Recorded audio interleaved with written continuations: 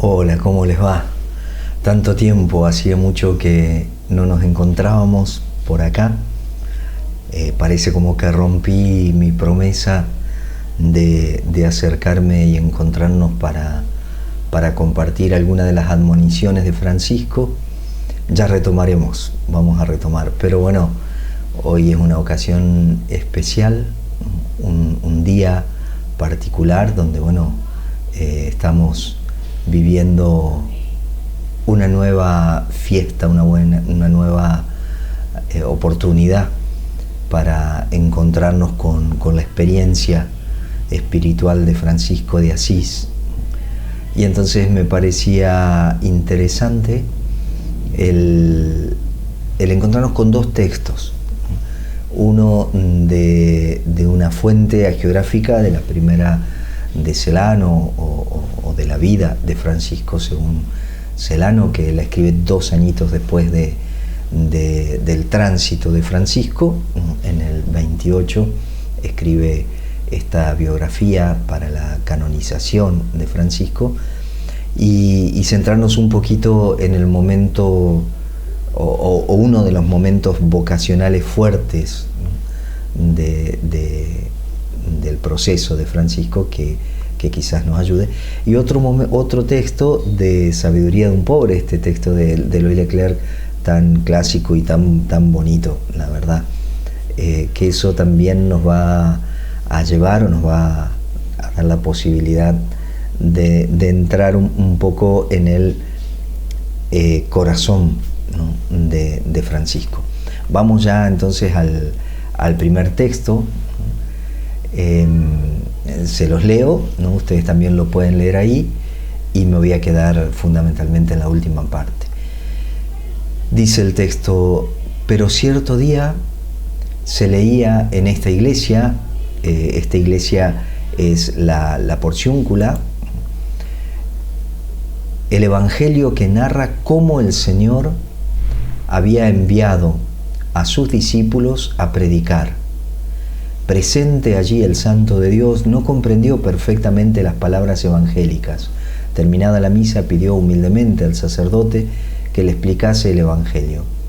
Como el sacerdote le fuese explicando todo ordenadamente, al oír Francisco que los discípulos de Cristo no debían poseer ni oro, ni plata, ni dinero, ni llevar para el camino alforja, ni bolsa, ni pan, ni bastón, ni tener calzado, ni 2 túnicas, sino predicar el reino de Dios y la penitencia, al instante, saltando de gozo, lleno del Espíritu del Señor, exclamó: esto es lo que yo quiero, esto es lo que yo busco, esto es lo que en lo más íntimo del corazón anhelo poner en práctica. Precioso realmente este texto, muy, muy bonito. La tradición ha hecho mucho hincapié en la última parte del relato evangélico, ¿no?, en predicar, ¿no?, el evangelio, ¿no?, del Señor. Y quizás, me parece, ha descuidado la primera parte, que es donde se fija la atención de Francisco. Seguramente en este Francisco que ya había dado sus primeros pasos, pero que todavía seguía en la búsqueda de algo mucho más esencial que le permitiese experimentar la felicidad y la plenitud que él buscaba, le encuentra en este relato, y yo diría que le encuentra fundamentalmente en la libertad que le da el ir por el camino sin nada. No debían poseer nada, ni oro, ni plata, ni dinero. O sea, todo el tema de la posesión, de la apropiación, esto para Francisco es una gran luz. Si yo no me apropio de nada, no tengo nada que defender, y la libertad, la experiencia de la libertad se expande, ¿no?, se agudiza tremendamente. Y después sigue en la misma dirección, ¿no?, ni llevar para el camino, o sea, no solamente no poseer, ¿no?, ni siquiera llevar, ¿no?, alforja, ni bolsa, ni pan, ni bastón. Es decir, libre de cualquier posesión y abierto a lo que la vida me vaya presentando. Yo no me voy a preparar ni con alforja, ni con bolsa, ni con pan, ni con bastón, porque confío que la vida me lo va a ir presentando. Y entonces, finalmente, dice no tener ni calzado, no andar desnudo lo más libre posible, descalzo, pisando como con mucho respeto y con la alegría de poder hacer experiencia de todo, ¿no? Vieron que una cosa es imaginarnos el césped, el pasto, ¿no? Cuando uno va caminando, y otra cosa es descalzarse y sentir, ¿no? el pasto, sentir la naturaleza, ¿no? Entrando en contacto con ella, es diferente. Entonces Francisco, creo yo, que experimenta en ese momento la posibilidad de una libertad tremenda que le permitiría liberar en él la capacidad que tiene de amar y de hacer el bien, ¿no? O sea, la capacidad de saborear la plenitud del amor y del bien, ¿no? Que de algún modo ya experimenta en él. Por eso la exclamación final: esto es lo que yo quiero, esto es lo que yo busco, esto es lo que en lo más íntimo del corazón anhelo poner en práctica. De pronto, lo que él encuentra en ese relato evangélico, de algún modo, revela lo que su corazón está necesitando, lo que en lo más profundo de su corazón se encontraba, lo que anidaba en lo más profundo, pero que todavía no lograba ver con claridad. La libertad que le da la no posesión y la apertura a lo que la vida le presente sin resistencia, es una fuente de grandísima libertad y de posibilidad de plenitud. Entonces, esto era, por un lado, uno de los textos que me parecía interesante compartirles, porque lo creo importante. Nosotros vamos encontrándonos en nuestro corazón con un montón de búsquedas. ¿Se acuerdan que hay un texto, una expresión que se la atribuyen a San Juan de la Cruz porque tiene mucho que ver, ¿no? con su propuesta, que dice: de noche iremos de noche, que para encontrar la fuente solo la sed nos alumbra? La búsqueda honda de Francisco, el deseo de libertad de Francisco, iba alumbrando su vida, y cuando se encuentra con la luz, la fuente del Evangelio expresada en este desprendimiento, en esta no apropiación y en esta apertura a la providencia, apertura a lo que la vida le presente, ahí se produce, ¿no? una gran epifanía, una gran manifestación.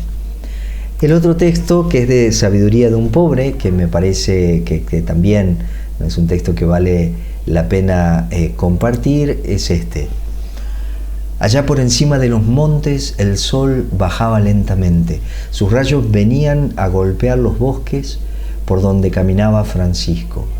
La espesura estaba atravesada por grandes rayas brillantes. Los árboles se bañaban de un polvo de luz. Reinaba una gran calma, ni un soplo. La hora tenía una majestad serena. Dios es, eso basta, murmuró Francisco. En un claro miró el cielo. Estaba sin nubes. Un milano rojo planeaba. Su vuelo, tranquilo y solitario, parecía decir a la tierra: Dios solo es todopoderoso. Él es eterno. Basta que Dios sea Dios.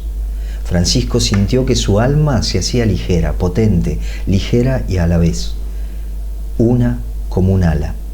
Dios es, eso basta, repitió. Estas palabras tan simples lo llenaban de una extraña claridad. Tenían para él una resonancia infinita. Francisco escuchó, una voz le llamaba: no era una voz humana, tenía un acento de misericordia, le hablaba el corazón. Dios es, eso basta. Y acá también me parece que nos encontramos como con la esencia de la experiencia espiritual de Francisco. Francisco, prácticamente extasiado en la maravilla de la realidad por la que Dios se manifiesta, puede percibir que Dios es y que eso basta. Que todo el resto que nosotros podamos añadir, incluso todo lo que podamos reflexionar en torno a eso, puede llegar a convertirse en un obstáculo. Tenemos que permitirnos hacer experiencia de que Dios es en la realidad, que Dios se manifiesta en la realidad, que Dios nos habla constantemente en y a través de la realidad, en cada uno de nosotros, en toda la realidad y en todo lo que somos, Dios se manifiesta. Si nosotros pudiésemos hacer experiencia de esto que Francisco experimentó, de que Dios es, todo se vuelve un espacio de revelación y por lo tanto todo será oración. Como decía Ángela de Foligno, que la oración no es más que la manifestación de Dios y de sí mismo. Si toda la realidad y toda mi propia realidad se convierte en espacio de revelación de Dios, entonces yo permanezco en oración, yo permanezco en un encuentro constante que me va a seguir revelando cada vez más lo que Dios es y lo que yo soy. Javier Meloni dice: yo no soy Dios, pero soy lo que Él es. Estamos hechos de la misma sustancia de Dios. El espíritu que nos anima es el mismo espíritu de Dios. Recuerden que el maestro Eckhart decía: el fondo de Dios y mi fondo es el mismo fondo. La experiencia, no el conocimiento, sino la experiencia, que es la comprensión profunda de esa realidad, hace que nosotros podamos ver que Dios está presente en todo y en todos. Hace que nosotros podamos glorificar, ¿no?, esa presencia y que nosotros podamos vivir con la libertad que vivió Francisco y seguramente poder amar, ¿no?, con la mayor plenitud, ¿no?, que nos sea posible y hacer el bien, ¿no?, intentar hacer constantemente el bien. Me gusta que Francisco, cuando habla de las relaciones, ¿no?, entre nosotros, dice: si no podés hacerle el bien a alguien, por lo menos no le hagas mal, ¿no? O sea, no hacer el mal es lo mínimo, ¿no? Pero nosotros sabemos que podemos hacer el bien porque somos bondad, somos imagen y semejanza de Dios. Creo que existencias como las de Francisco nos recuerdan estas cosas. Que Dios los bendiga mucho, que la vida de Francisco siga revelándonos y recordándonos un montón de cosas de nosotros mismos que hemos olvidado, y bueno, y que sigamos disfrutando y celebrando la vida.